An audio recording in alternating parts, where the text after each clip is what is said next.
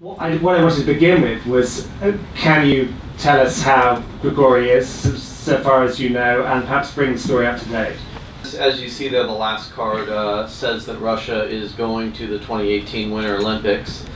That is changed. They are now banned from the Winter Olympics. And that was the result. As you see in the film, the IOC essentially didn't want to do anything, and despite all that evidence, they still wanted to do nothing about it.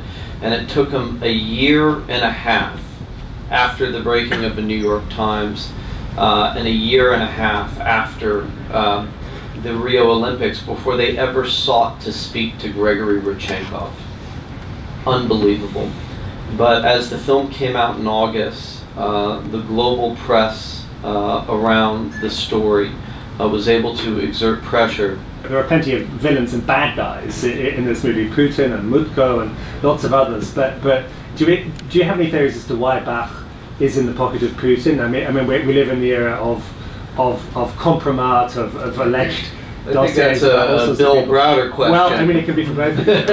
I came to the movie and not being particularly interested in sports or sports doping, and I couldn't believe what I was watching. It was like an absolute parallel story to the story that I've been through with murder, with cover-ups, with Putin being involved at the highest level in crime, and this whole thing really impressed me because this particular story, that there's like there's big silos of these stories all around. There's my story is called the Magnitsky story, about a murder and cover-up and a major government up to Putin intervention. There's a sports doping story. There's the election hacking story, and many other minor silos of the same story where the same thing happens, where the government gets involved in some high-level crime which Putin is aware of and knowledgeable about and sometimes instructs. They get caught, and it turns out to be 100 times worse than you thought. And then they deny, no matter how strong the evidence is, and then they start to attack anybody, the whistleblowers, and attack the credibility of everybody involved. And it just moved me so much to see that this was exactly the same thing happening in this case as happened in my case. And to answer the question, what do they have on Thomas Bach? I don't know the circumstances, but what I can say is that the other tactic that they use is they then go around and destroy and compromise international institutions. In this case, they've clearly compromised the International Olympic Committee. In my case, they compromised Interpol. I think the question you have to ask yourself is, this scandal has compromised the integrity of the Olympics. It has absolutely destroyed the Olympic ideal of fair competition among nations. And why is the Olympics standing for that? Why is the Olympics not all over this, in fact? Because it's a public relations disaster for the institution. And I think the question you have to ask is, what have they given to Thomas Bach and the people close to him at the International Olympic Committee, or what do they have on them? Because short of bribery or blackmail, why would the Olympics allow themselves to be so deeply corrupted and compromised in this way? I don't know the answer, but I know there's got to be something there. Just a quick question for Bryan. I mean, you're saying on camera this problem goes back to the 1960s. Has there ever been a clean Olympics? Is it all fake and cheated all the way through? Well, in terms of Russia, yes. I mean, there is arguably never been a medal won in the Olympics by Russia that was clean. This was a state-sponsored program that started in the 1960s, has continued all the way through the 2016 Rio Games, and when you look at Russia, which is very different than when you have in the UK or what we have in the US, is that every Russian athlete is an employee of the government.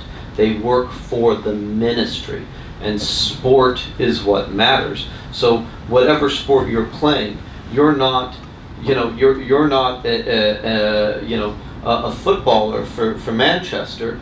You are a footballer for Russia, and Russia pays you. and that is the mandate, and that continued. That was the system during communism, and even in the fall of communism, their sport programs still remained the same. Basically, the pride of Russia, and so in that case, I think the question is no.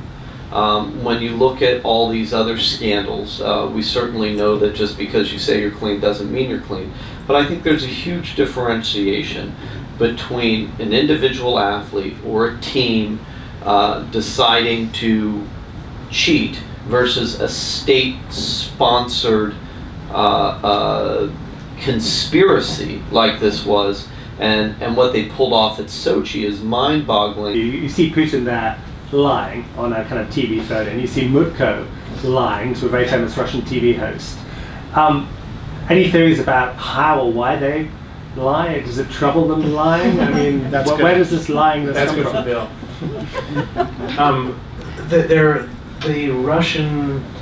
There is no consequence for them lying. So, and what you have to understand about the situation in Putin's Russia right now is that it's different than the situation anywhere else. So if you're a Western politician and you get caught lying to camera, you have other press that are going to report it, you have voters you got to worry about.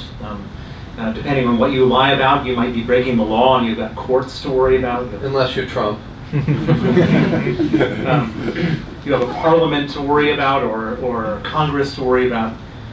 In Russia, if you're Putin, you don't have to worry about anything. There is no parliament that oversees him. There are no courts that can convict him. There's no free press that can humiliate him.